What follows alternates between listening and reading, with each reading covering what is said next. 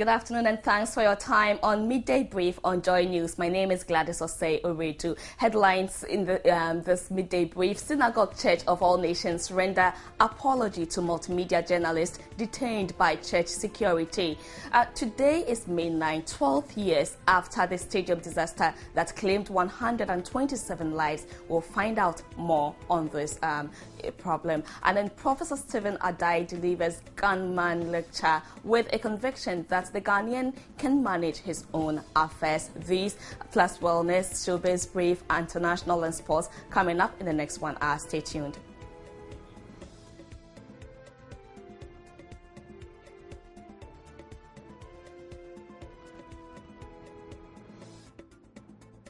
Construction works on the Sofo Line Road project started in 2007.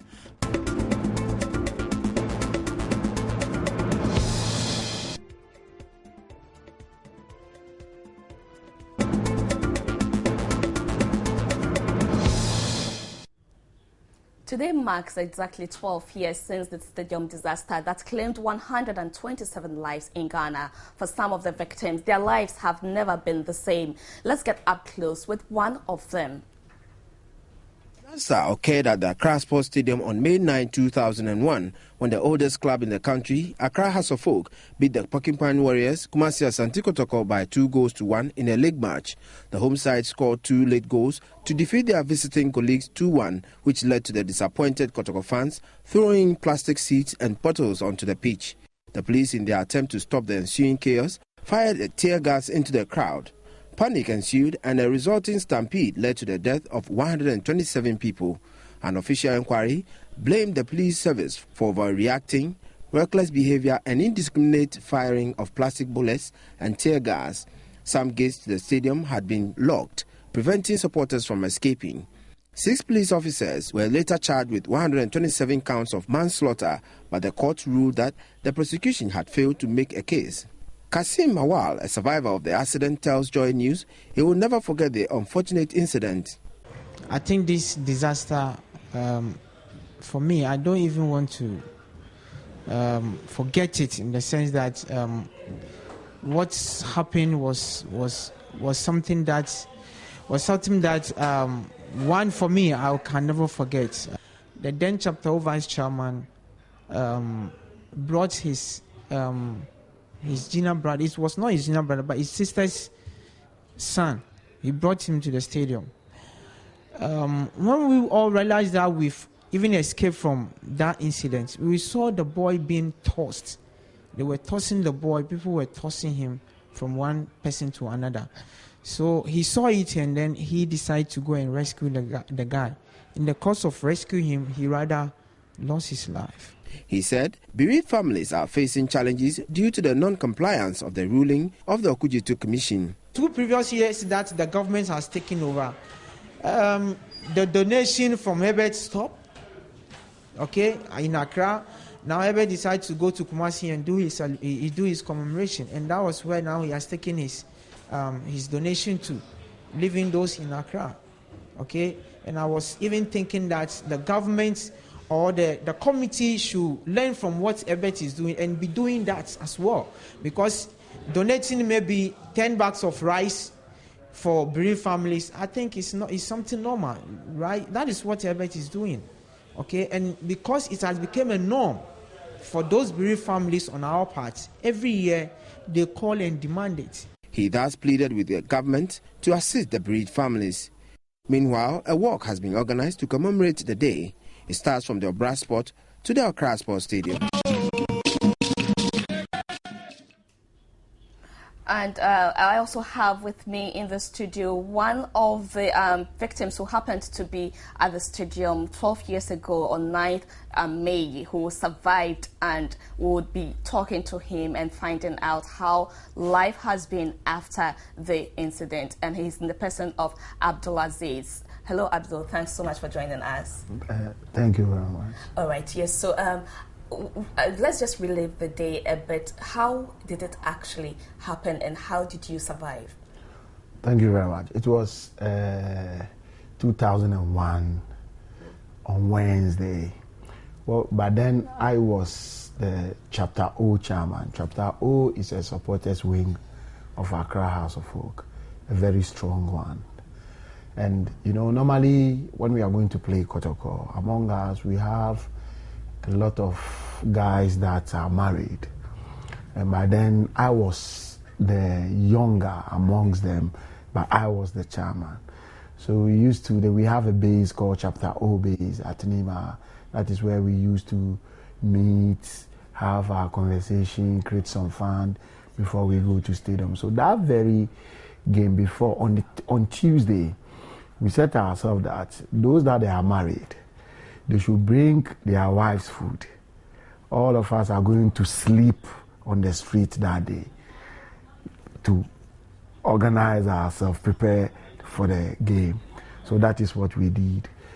Normally, match against Kotoko, what we do is the bus that is taken out to stadium, we'll let the bus go around the stadium like twice before we get down to enter the stadium. But the main night, strange things happen. We're coming, when we reach the NAM Conference Center, then a lot of traffic, and it started drizzling. So we said that, no, instead of the car to take us around, we should get out and start, they do on our own thing. The Jama, from there and go around the stadium. So we did that. And the funny thing is, we did it with Kotoko people when we get inside the stadium. I see. So as the match began, which had never happened before. As the match began, then after House of Folk scored first, then Kotoko equalized. Then during the injury time, then the later part of the game, then has had another goal. So we were jubilating by then. Then Kotoko people start throwing, water on the pitch, breaking the chairs. And so they throwing it on. So the police starts throwing tear gas. From our end. Which stand were you? We are the main stand. Then we call it's Popular Stand. But we had a nickname called Adekoka Stand. Okay. Now it's main stand. Okay. So they start throwing this thing. Then the police start throwing tear gas. So we are begging the police that they should stop. That is from our end. We are telling them that they should stop because the tear gas is disturbing us. Before we realize, they turn it on us. The tear gas on us. I was standing with my vice chairman. Before I realized it's the tear gas separators, I raised my head. He's lying on the ground. He's dead. Wow. I tell you. I start feeling pain in my eye. So there's a guy selling yogurt. He also has run away and left his yogurt. Okay. So I pick one yogurt, try to wipe my face. Before I realized, a lady snatched the yogurt from my hand. Then I say, what is happening? Then I also have to run for my life. That is where I ran towards the entrance, the exit. My sister, it's not a good experience. Yeah. So how you're recounting it, it's almost like within a very brief seconds, it all happened. I tell you, before I found my feet on the ground, before I realized my feet is not on the ground anymore, I was lying on somebody. Then the person starts shouting in the tree that, oh, I'm dying, me woo, me woo, sorry for me, so me woo, I cannot help myself. Before I realized that is it, he's gone. I saw one person that belongs to my chapter. I'm calling him, mentioning his name, that he should help me. I'm dying. He also telling me that he's dying. I'm looking at him like this, and he turned his head like that. He's gone. Then I realized, before I realized, I got fainted. Before I realized, I was at 37 military hospital. I'm so lucky I didn't get any injured. But then I start asking about my colleagues. So in short, you passed out at the stadium. That's right. And so the next thing you realized, you were at 37. I was at 37. So in all that experience you went through, how has it really changed or affected your life? Yeah, he has had an affection on me. A negative effect. A negative effect, because I'm a football fan. I always say that that is what I do.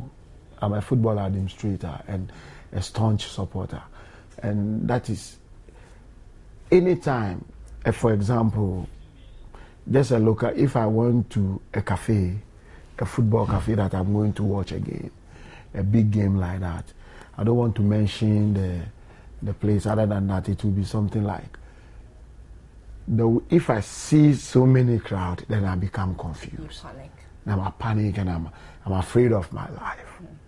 You see, the impact that gotten me is I was so very, those that know me, I was so very passionate supporter of Accra House of Folk. When it came to football. When it came to football, you had fire, enough fire. Enough fire in me.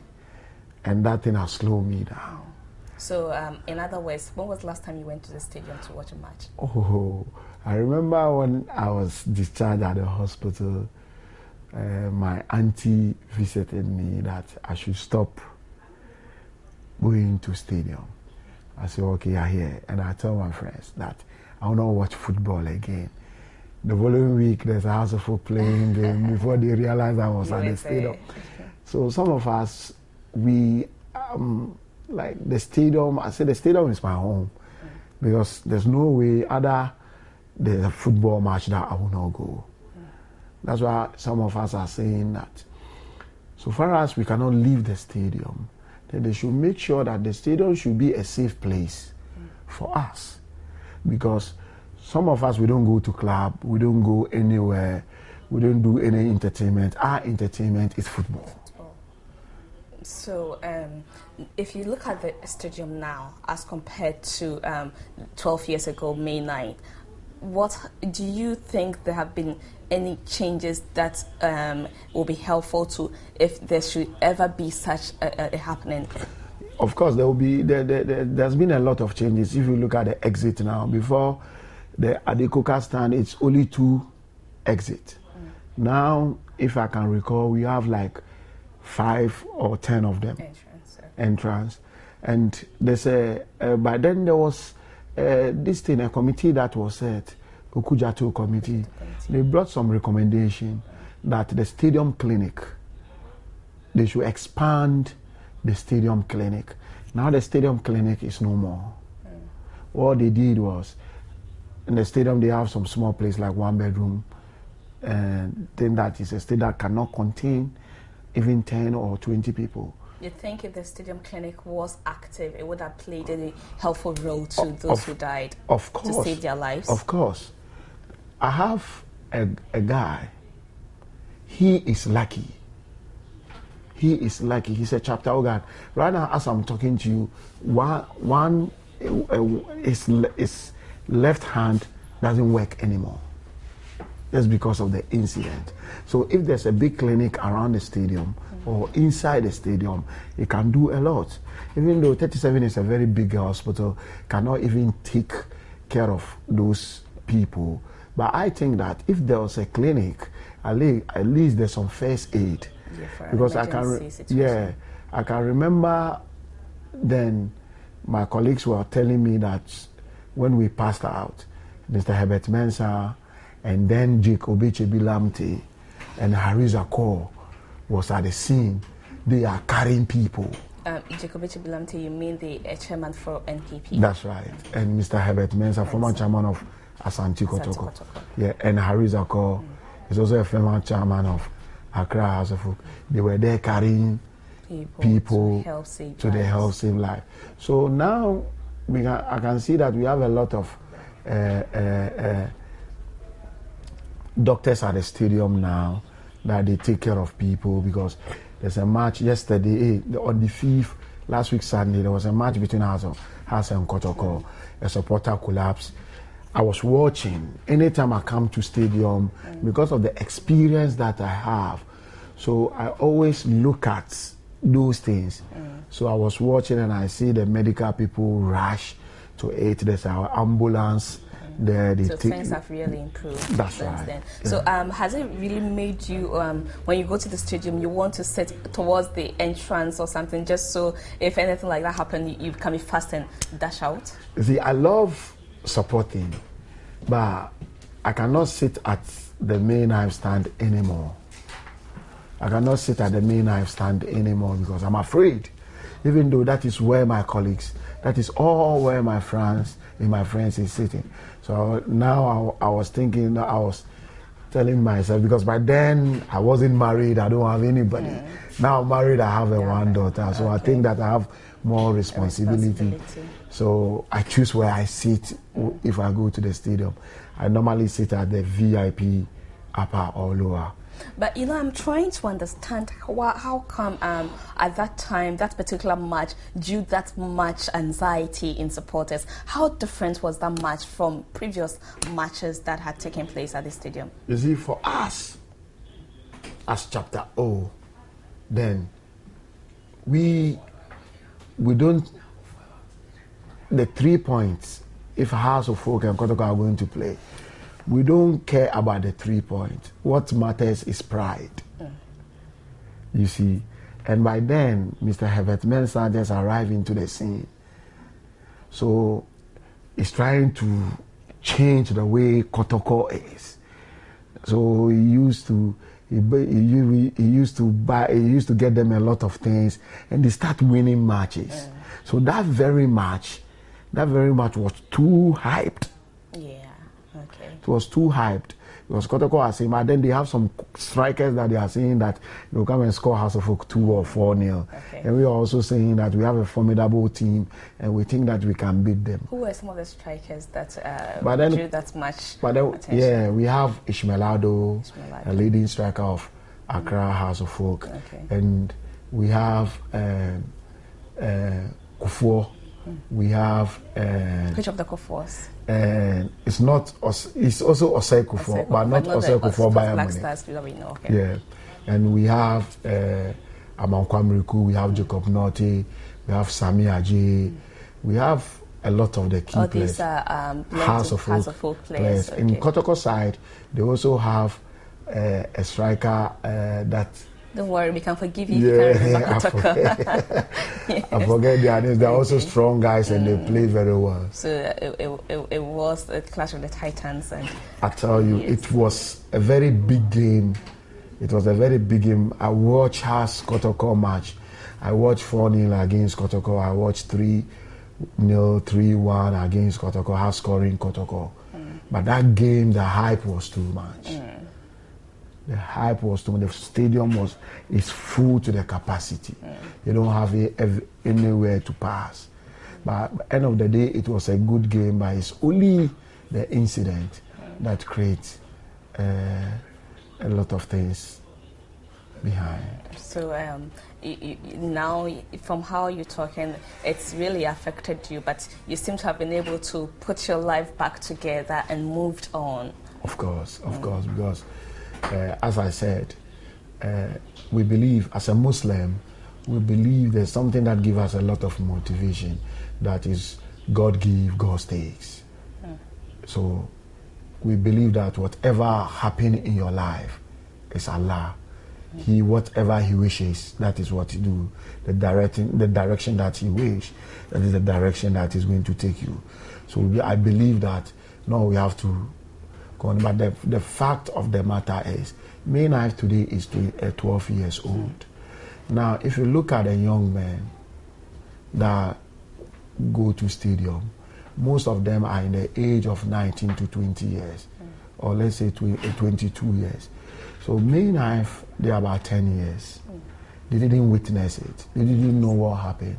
It tells you that just recently, Hans and Kotoko, look at what happened. Supporters are throwing water and things in the stadium. Yesterday, Kotoko against Mediama, look at what happened. It means that there's no education going on to educate the youngsters as to how it all happened and how careful they have to be. You understand? That's quite unfortunate, and I hope the authorities listening would actually take this up and do a bit more education on supporters who go to support at the stadium to be more careful at how they give out their support and reactions? Because it's very important, my sister. It's very important. But I would like to find out, how are you really observing today? Today, I wake up, for me, apart from the experience that I have, I lost about 25 of our members.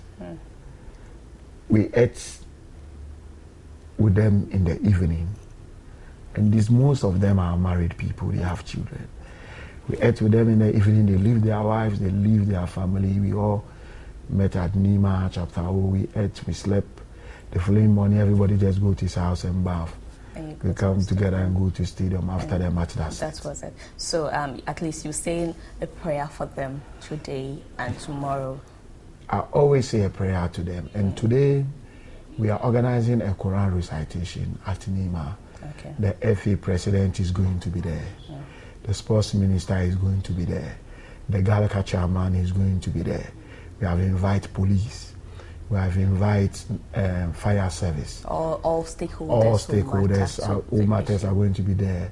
What we are expecting them to, they should advise the supporters, because all the supporters are going to be there, both Haas and Kotoko and all the supporters groups. All right, Aziz, thank you so much for your time, for passing through.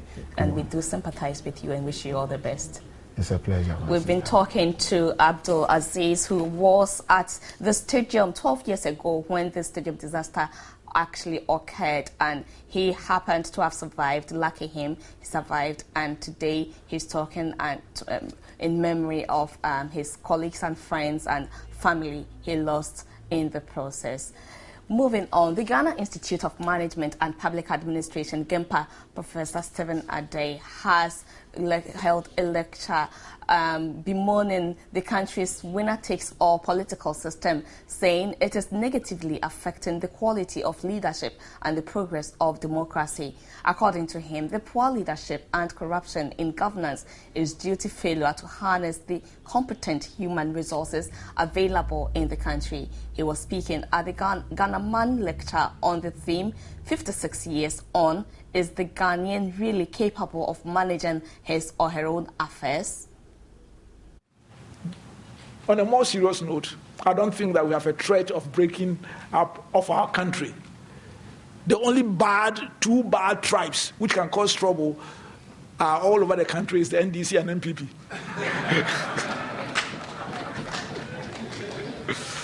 So I think that this is one of the sterling achievements of Dr. Kwame Nkrumah. He made Ghana feel Ghanaian.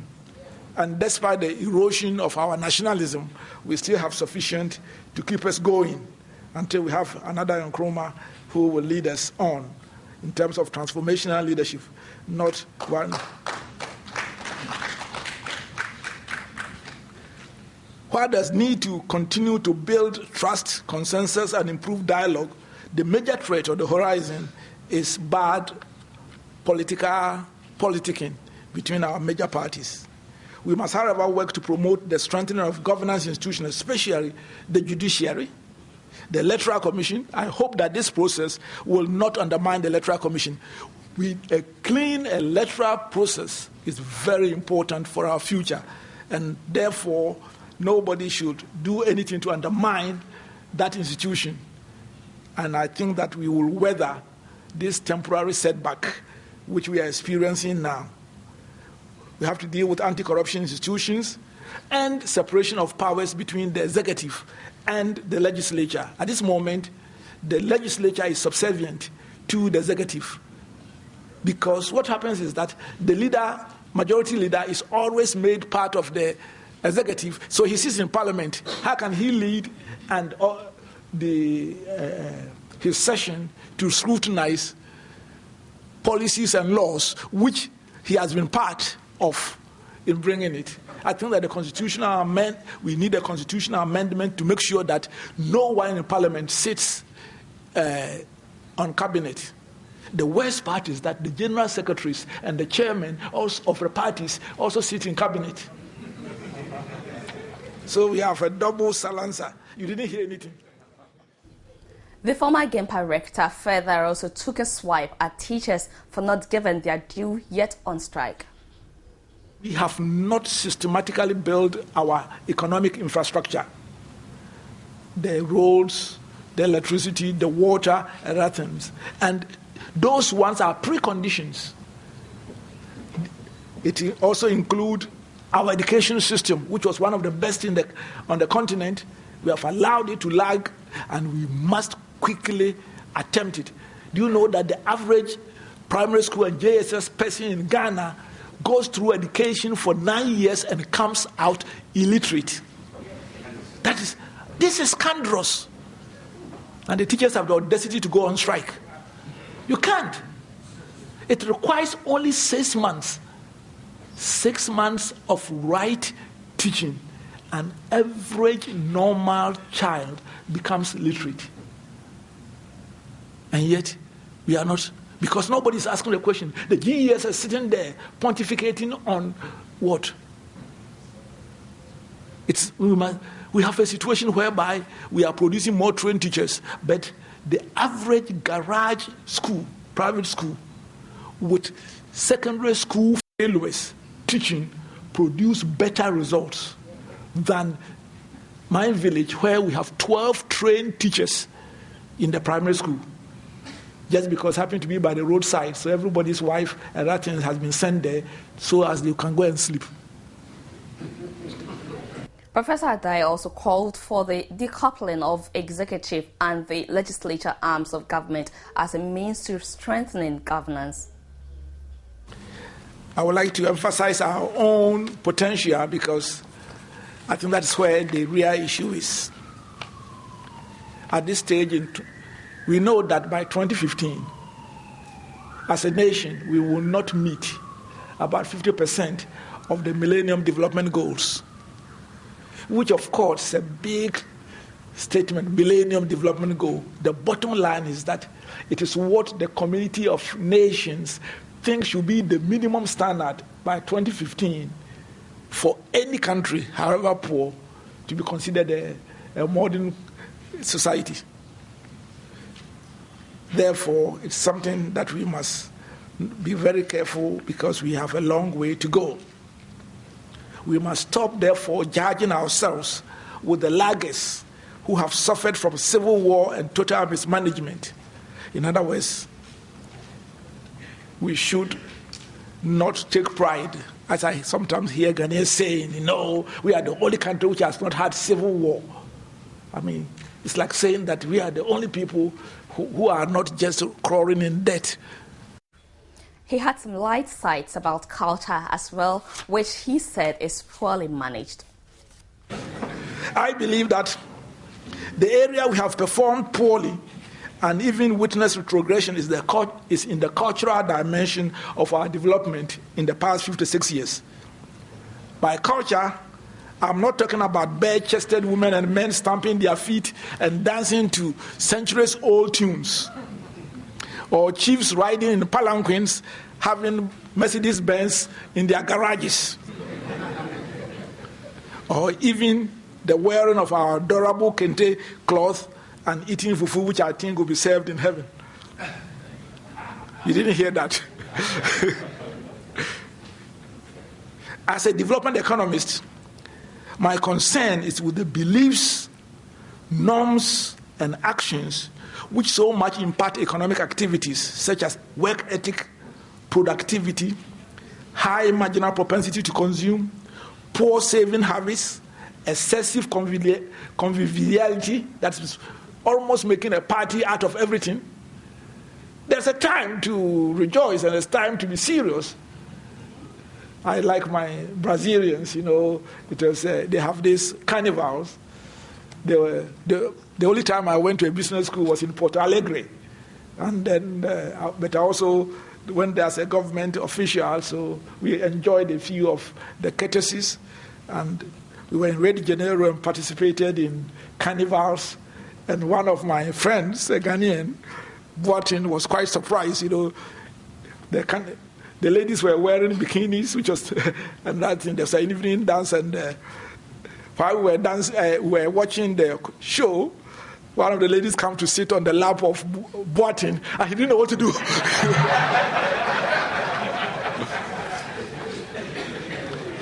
But it was good to be in that country to see them build, skyscrapers with the red bricks and that. It's no wonder now it is the fifth largest economy. We should be able to combine enjoying life with hard work, but not.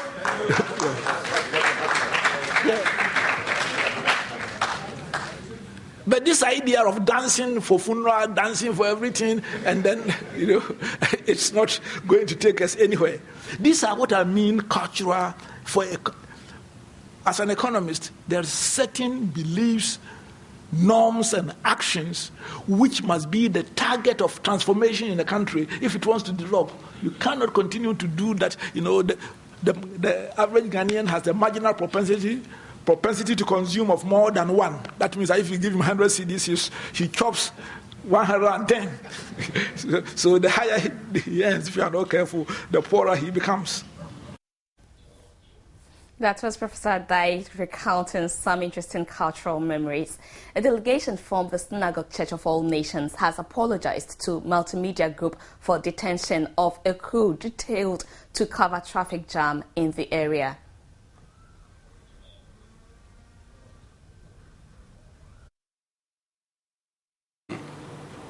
Render an apology on his behalf for whatever might have happened to a journalist from your outfit here, as well as I think other journalists from Net2 TV. Yes, and he wants to say that he is very, very, very sorry.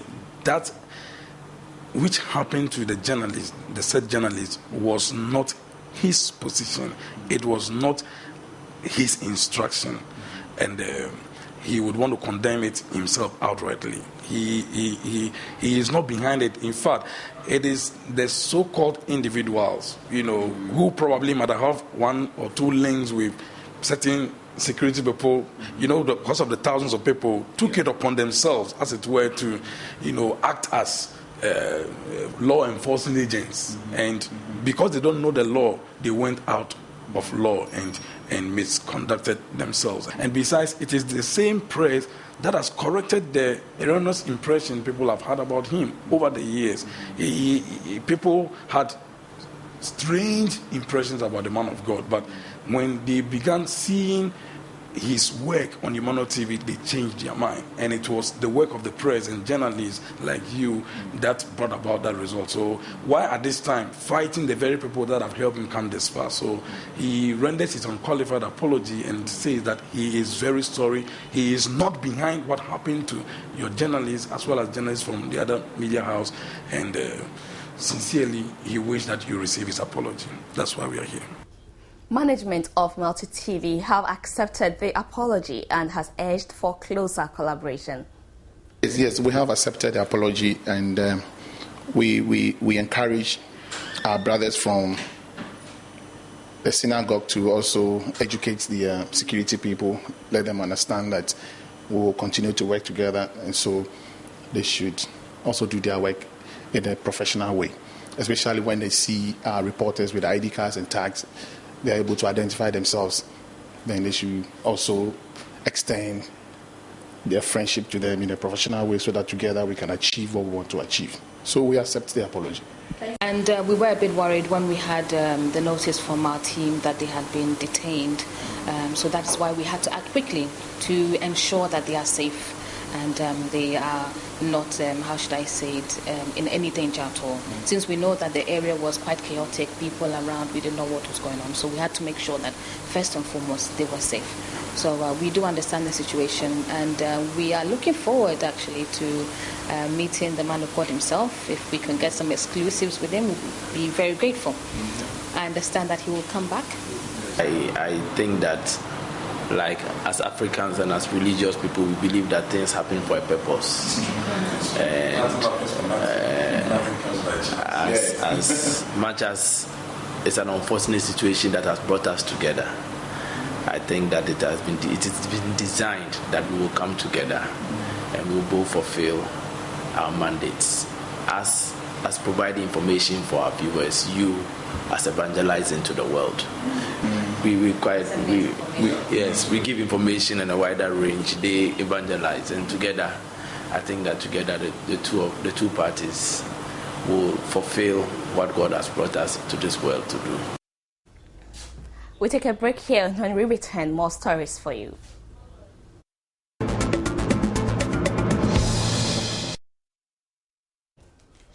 You're watching the Midday Brief on Joy News. Welcome back. President John Mahama will on Thursday inaugurate the country's first solar power plant to be integrated into the national grid in Navrongo in the Upper East region. The 2 megawatts power plant is a fulfillment of government's renewable energy program. In his State of the Nation address in February this year, President Mahama announced that we are progressing steadily in the area of renewable energy. Distribution of solar-powered lamps, as promised in the State of the Nation address, has started. Government has also deployed some 10,000 units of solar home systems to upgrade homes in private communities and some national security and basic schools. A 315 kilowatt solar plant has also been completed by government for the Noguchi Memorial Institute at Legon with support from GIMPA. The solar power is expected to augment the energy requirements of the institute. Thursday's inauguration of the 2 megawatts solar power plant is, however, the first large-scale power plant constructed by the VRA to be fed into the national grid. It will be a major boost to government's renewable energy plan as it prepares it to also focus on wind, biomass and waste to energy. Government has a target of 5,000 megawatts of generated capacity by 2016, and President Mahama, in the wake of the energy challenges that have confronted the country, has worked in the last 4 months to ensure a stabilization and gradual normalization of the situation. The National Data Center to house in electronic form official state documents and agreements will not be ready in July as scheduled. According to the contractor, it can only deliver the project in September. Minister of Communications Edward Omanebuama, who toured the project site today, has however warned government will not bear additional costs arising from the delay in execution. The center, upon completion, will serve as a backup for the storage of national data, as well as the preservation of official, local and foreign documents, so that in the event of a fire, as happened in the case of the Foreign Affairs Ministry building, such data will be preserved. Less than 2 months to the original July completion date, however, there remains a lot to be done. Scaffolds are still in place for the 7-story structure, with walls and other surfaces yet to be plastered. Several other fixtures were also yet to be installed. The minister blamed the main contractor, Top International Engineering Ghana Limited, who he says are holding back the work of the other subcontractors. What the subcontractor is supposed to apply to the wall can only be applied when the surfaces are smoothened. The smoothening is the work of the main contractor. When the scaffoldings were erected, the main contractor did not deliver a smooth surface on time to allow the subcontractor to apply the surfacing. Clearly, that is at the doorstep of the main contractor. And so we have stated it time and time again that we will not commit 1 Ghana cedi of the taxpayers' money to fund delays that are not caused by government. Project architect Isiedu Yurinchi tells Joy News the building, with modern features, will also house some agencies under the ministry, such as the National Information Technology Agency, the Advanced Information Technology Institute, and the Ghana Investment Fund for Electronic Communication, GIFEC. We have 3 floors of data center. There's the ground floor, the first floor, and the second floor. Then after the 3 floors, we have 4 floors of offices, starting from the 3rd floor to the 6th floor. Then we have a penthouse at the rooftop where we have the canteen, both senior staff and junior staff canteen, and also a finishing kitchen. The 3 lifts are the main lift. We have another lift that is for 1 department that is on the 3rd floor. they have a separate entrance. Data centers don't go off for even a minute. So we have 2 standby generators. Also, we have power supply from at least 2 sources from the national grid. We have closed circuit television to capture the whole building so that it could be monitored from screens. Joy News has meanwhile learned alterations to the original structure are to blame for the delay. Top International Engineering Ghana Limited has, however, promised to complete the 34 million Ghana cedi project in September. A redesigned collateral registry, which has been launched, should make it a lot easier for small and medium-scale enterprises and businesses to secure loans from financial institutions with their assets, though most financial houses will prefer immovable property such as land and buildings. Experts agree the registration of movable assets makes them fairly secure. They explain this should free up credit to the SME sector, which finds it very difficult to attract funds for expansion. In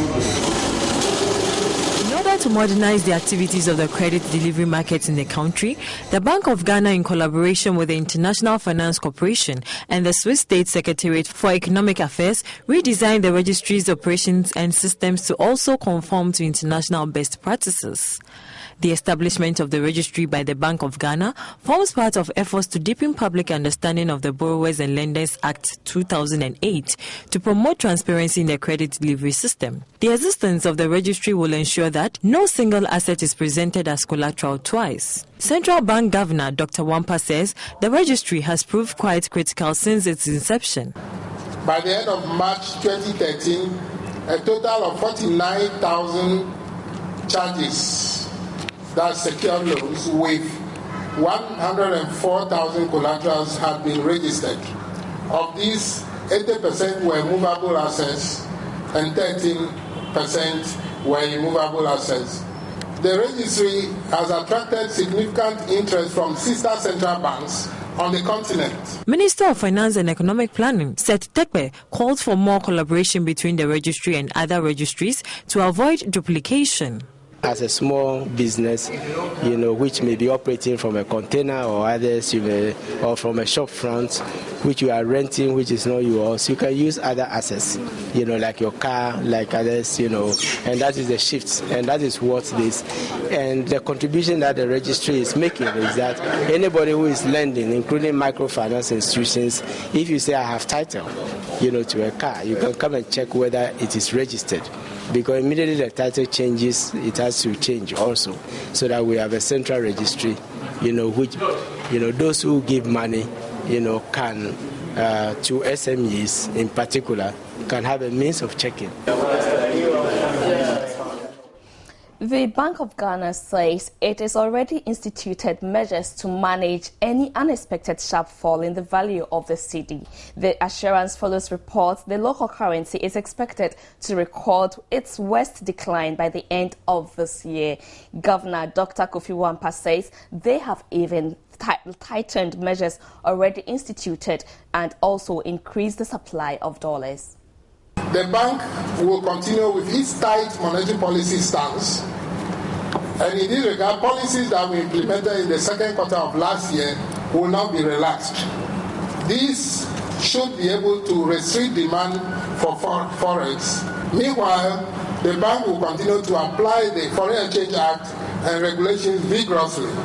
Any institution, including banks, that fall foul of the laws will be sanctioned appropriately. We intend to ensure that the cedi remains the only legal tender in this country. In this regard, we need the cooperation of the banks, who are the main forex dealers, the state institutions, and all other relevant institutions to achieve this objective.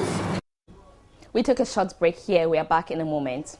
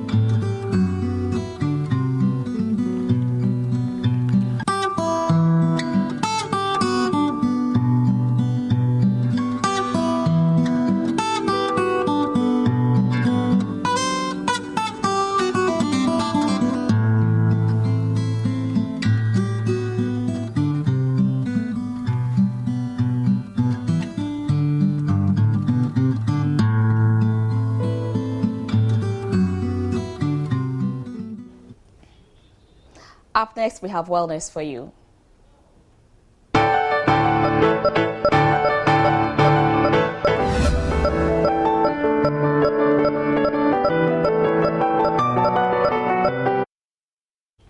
Gastric intestinal cancer or stomach cancer is the second most common cause of cancer-related death in the world, killing around 800,000 people each year. It is the fourth most commonly diagnosed cancer, with around 1 million people diagnosed each year. The incidence of stomach cancer varies hugely geographically, with a much bigger prevalence rate among men than women. It can present like an ulcer in the stomach, but it is not necessarily ulcer. Stomach cancer is not the same as ulcer in the stomach. Yes, it's different. Sometimes it starts as that. In other cases, it's just cancer of the stomach. One of these is a bacteria which grows in the stomach. And when this bacteria finds itself there, it causes inflammation, changes the inner lining of the stomach, and then with time could increase your chances of developing stomach cancer. Another way by which your risk could be increased is by diet. Food that is high in pickled, salted, and smoked diet increases your chances of getting stomach cancer. Others who are also at risk are those who have type A blood group. One common test that is done is upper gastrointestinal endoscopy, and that is where a particular flexible tube is passed through the mouth, and you are sedated to some extent. It is passed through the mouth into the stomach, and then the doctor looks at it through another viewing point. So they are able to tell the areas in the stomach where you probably have an ulcer, or if there's a growth, they are able to tell that. So we have various forms of treatment, but just briefly, you could go through surgery where either part of the stomach or the whole stomach is removed, and then you could also go through chemotherapy, in which anti-cancer drugs are given through the blood stream to kill any cancer cells which may be in the body. And the last one is radiotherapy, which is local treatment. That is what we mainly do here. We give radiotherapy and chemotherapy here. So it's a multidisciplinary kind of treatment. In sports, David Moyes hails from a different side of the River Clyde to Sir Alex Ferguson, but it seems they have both ended up at the final destination of Manchester United and Old Trafford, as he is highly tipped to be the possible heir of Sir Alex Ferguson.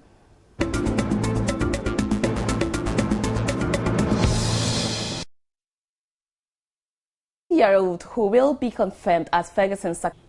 We do appreciate your time on Midday Brief, but before I take leave of you, a recap of our headlines. Synagogue Church of All Nations render apology to multimedia journalist detained by church security. Today is May 9 and 12 years after the stadium disaster that claimed 127 lives in Ghana. For some of the victims, life have never been the same after the incident. On that note, I end the Midday Brief on Joy News. My name is Gladys Osei Oredu. Thanks so much for your time.